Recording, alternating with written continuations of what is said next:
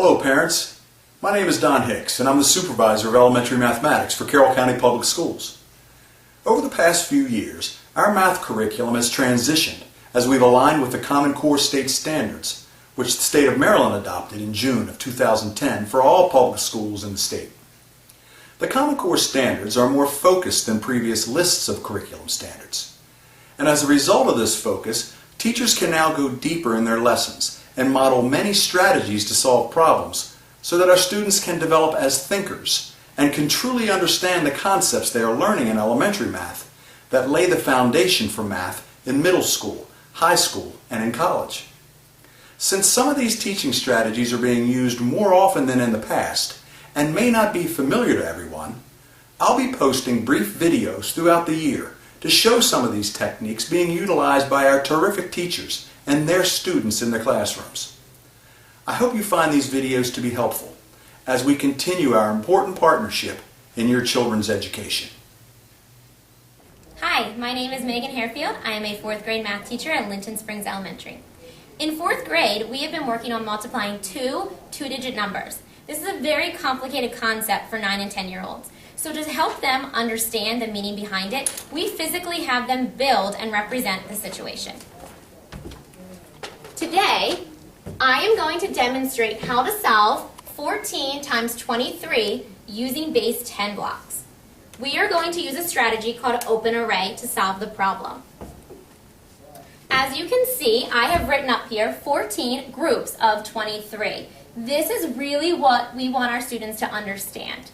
To help them understand that concept, I have built 14 rows, 1, 2, 3, 4, 5, 6, 7, 8, 9, 10, 11, 12, 13, 14 rows or groups of 10, 23. So this is an array showing 14 rows of 23 blocks. To help students solve this complicated math process, we are going to break it into smaller, easier chunks to help them, and then we will piece everything back together.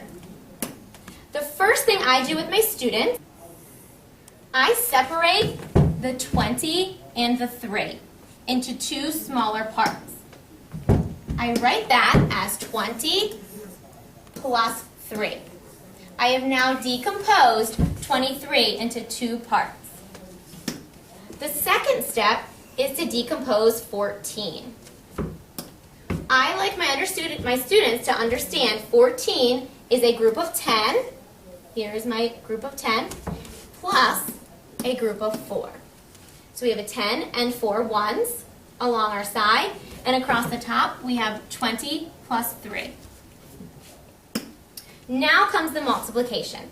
Now that we've broken it down, we can solve 4 basic multiplication number sentences. The first is our 20 groups of 10. So I have 20 going across and I have 10 rows. To solve that, I will write 20 times 10. Now students really understand that 10 groups of 10 is 100. So I like to ask what 20 groups of 10 would be. That would be 200. Over here, I have my 3 from my 23, and I have 10 rows. To solve that, I would write 10 times 3. 3 groups of 10 is the same as 30. Now I've multiplied 23 by 10 across the top. The only thing left is to multiply 23 times 4. Over here, we can visually see the 20 rows of the 4 cubes, or the 4 rows of 20. To solve that, we would write 20 times 4, which equals 80.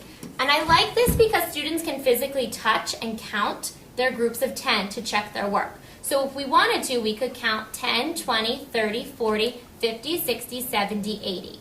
That really helps them understand the thinking behind this multiplication. Over here we have our ones left. We have 4 rows of 3 counters. To solve that, I would write 4 times 3, which is equal to 12. So now I have multiplied all of my pieces of my number sentence. I've decomposed 14 and 23 into smaller parts, And my last step is to piece everything back together. To do that, students need to add their 4 products from their 4 multiplication sentences. We would add 200 plus 30 plus 80 plus 12. If students like to, they could add the 200 plus the 30 and the 80 plus the 12 separately and then piece them back together. It's really what works best for them. So over here, I've taken my 4 pieces and now I'm going to add them back together. My answer is 322. And that is how we help students build the meaning behind 2-digit multiplication.